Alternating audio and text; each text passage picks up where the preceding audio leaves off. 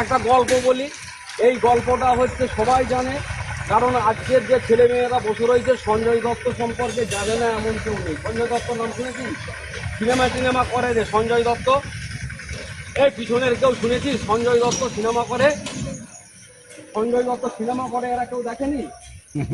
আচ্ছা এবারে শোন, সঞ্জয় দত্ত খুব, এই যে আমরা যে নিয়ে কথা বলছি, ড্রাগ ড্রাগ ড্রাগ ড্রাগ হচ্ছে ওষুধ।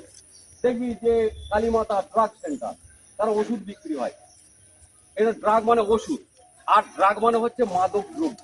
আমরা যেটা নিয়ে বলছি ওষুধটার জন্য বলছি না, আমরা বলছি মাদকটা নিয়ে। এই মাদক বিরোধী দিবসের একটা ভালো ক্যাম্পেইনিং যেটা দিদিমণি বললেন একটু আগে, যে তামাককে না বলা, যে আমি তামাক খাবো না, সেই রকমই একটি সংলাপ আমি সঞ্জয় দত্তের একটা ইন্টারভিউতে শুনেছিলাম। সে খেয়েছে ড্রাগ, তখন বিয়ার ড্রাগ নেয় সেই ছেলেটি, ইয়ং ছেলে, তখন ভালো অভিনেতা। সে ড্রাগ খেয়ে ঘরে এসে শুয়েছে।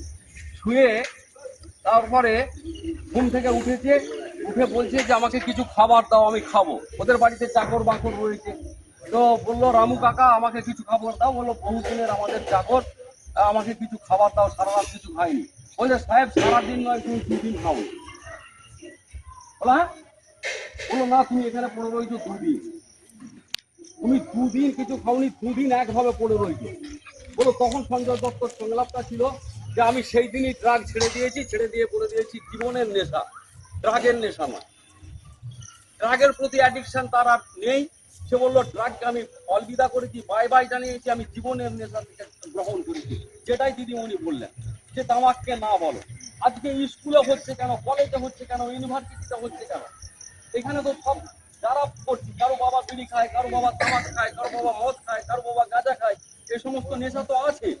আজকে আমরা ক্যাম্পেনিং করে দেবো, কাল থেকে সমাজ ড্রাগ মুক্ত হয়ে যাবে, সে কল্পনা আমি অন্তত করি না। এটা হবে, চলবে, চলতে চলতে চলতে চলতে কোনোদিনও হয়তো কোনো একটা পরিবার হবে, একটা পরিবার, একটা লোক যে ড্রাগ নিচ্ছে, সে শুধু মরবে না। ড্রাগ নিতে নিতে নিতে নিতে নিতে নিতে এই মাদকাসক্ত, তোরা এই সমস্ত জিনিসের নামই জানিস না। এখানে যখন ওই সঞ্জয় দত্তর নাম জানিস না, তোরা কোকেন, হিরোইন, এই সমস্ত নামই জানিস না। তাহলে এই সমস্ত নেশাগুলোকে মানুষকে একেবারে দুর্বল করে দেয়। কতকগুলো নেশা আছে মানুষের শরীরকে উত্তেজনা সৃষ্টি করে, আর কতকগুলো মানুষের শরীরকে নিস্তেজ করে দেয়। ওই যেমন পড়ে রয়েছে, নিজের সুনীল পড়ে রয়েছে, ঘুমাচ্ছে, পেশাব নেই, পায়খানা নেই, বল তাহলে তার প্রত্যেকটা অবস্থা হয়েছে। এইটা হলো কাজ। এটা যারা বিড়ি খাচ্ছে তাদের শুধু বলার সমান, যারা মদ খাচ্ছে তাদের বলার সমান। তারা তোর কথা যদি বলে যে কালকে ছেড়ে দাও, তো মারবে, ধর অশান্তি হবে। সমাজটাকে একদিনে চেঞ্জ করে দেওয়া যাবে। একদিনে তোমার বাবাকে যে কাল থেকে তুমি মদ খাবে না, মদ খেলে ঘর করবে না, মা তুমি ছেড়ে দেবে না বাবাকে, যে সংসার অশান্তি হবে, সেটা করা যাবে না। সবাই কি বলতে হবে, একটু একটু করে সচেতন হতে হবে, যে একটু একটু করে কমানো। যে এটা নিয়ে আজকে আমাদের স্কুলে আলোচনা হচ্ছিল, সেই আলোচনাতে ওরা বললো যে আস্তে আস্তে তোমার শরীরের ক্ষতি হচ্ছে। দিদিমণি কি বললেন, মারণ ঘাতক, মানে এমন একটা ঘাতক যে আমার শরীরে রয়েছে, আমাকে একটু একটু করে শেষ করছে, আমি কিন্তু বুঝতে পারছি। যেমন এই যে 5টা ছেলে 5টা মেয়ে, এরা যেটা করছে, এরা বলছে আমরা খুব ভালো করছি। তারা স্কুলে এসে একটা জায়গায় জটলা করছে, তারা ক্লাসে বসে বসে একটা জায়গায় জটলা করছে, গন্ডগোল করছে, ক্লাসে শুনছে না। এই যে অরাজকতা, ওরা মনে করছে যে আমরা ঠিক করছি, তাই তো? এরা মনে করছে ঠিক করছে।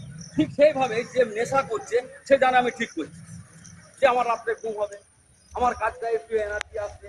কিন্তু আদতে এই বিড়ি খাওয়া লোকগুলো সম্পর্কে একজন বলেছেন যে এরা কখন কখন বিড়ি খায়, যখন কাজ থাকে তখন বিড়ি খায়, যখন কাজ না থাকে তখন বিড়ি খায়, কখনো হতাশায় বিড়ি খায়, কখনো আনন্দে বিড়ি খায়, কখনো দুঃখে বিড়ি খায়। তার মানে বিড়ি খাবার তার একটা অজুহাত চাই যে একটা বিড়ি, এর কোনো লজিক নেই।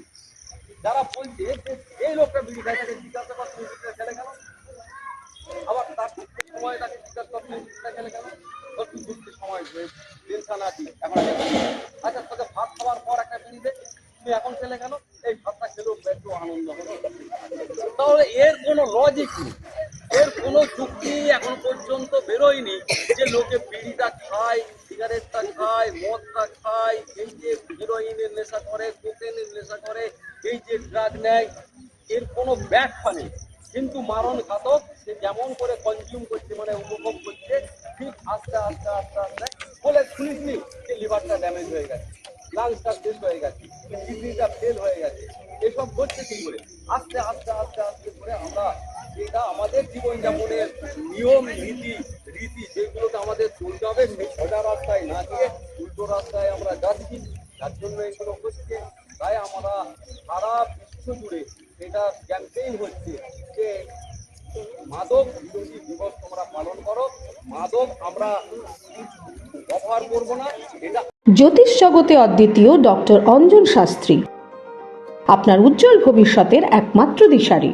Call for booking 7477886099 or log in www.anjanshastri.com। Download করুন আমাদের exclusive mobile app astro Anjan.